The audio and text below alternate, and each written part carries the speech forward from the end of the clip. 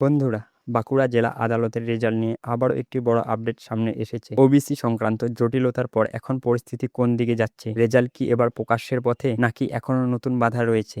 আজকের ভিডিওটিতে পুরো বিষয়টি বিশ্লেষণ করে জানাবো, তাই ভিডিওটি শেষ পর্যন্ত দেখুন। আপনি যদি এখনও তথ্যসাথী চ্যানেলটি সাবস্ক্রাইব করে না থাকেন, তাহলে এখনই অবশ্যই সাবস্ক্রাইব করে পাশে থাকা বেল আইকনটি অন করে দিন। কারণ পশ্চিমবঙ্গের জেলা আদালতের রেজাল্ট, নিয়োগ ও সরকারি চাকরি সব গুরুত্বপূর্ণ আপডেট সবার আগে এই চ্যানেলে পেয়ে যাবেন। বন্ধুরা, গত কয়েক মাসে দেশের বিভিন্ন নিয়োগ ও পরীক্ষাকে ঘিরে একাধিক গুরুত্বপূর্ণ ঘটনা সামনে এসেছে। সম্প্রতি ইউজিসি ও নিট পরীক্ষার প্রশ্নপত্র ফাঁসের অভিযোগ ও পশ্চিমবঙ্গে এসএসসি নিয়োগ সংক্রান্ত আন্দোলন, এই দুটি বিষয়ে দেশজুড়ে ব্যাপক আলোচনা সৃষ্টি করেছে। এর ফলে এখনো নিয়োগ প্রক্রিয়া, স্বচ্ছতা ও যাচাইয়ের ওপর অনেক বেশি গুরুত্ব দেওয়া হচ্ছে। অনেকেই মনে করছেন ভবিষ্যতে নিয়োগ প্রক্রিয়া আরও নিয়ম মেনে ও যাচাই করে সম্পন্ন করার চেষ্টা করা হবে। এবার আসে বাঁকুড়া জেলা আদালতের প্রসঙ্গে। ওবিসি সংক্রান্ত যে বড় আইনি জটিলতা ছিল, সেটি আগের তুলনায় অনেকটাই এগিয়েছে। কিন্তু এখানে আরেকটি গুরুত্বপূর্ণ বিষয় সামনে এসেছে। 2011 সালের আগে ওবিসি তালিকাভুক্ত যেসব শ্রেণী রয়েছে, তাদের তথ্য ও নথি যাচাইয়ের কাজ চলছে বলে বিভিন্ন মহলে আলোচনা রয়েছে। এই যাচাই প্রক্রিয়া শেষ না হওয়া পর্যন্ত অনেক নিয়োগ প্রক্রিয়া স্বাভাবিক গতিতে এগোতে সময় লাগতে পারে। আপনারা জানেন,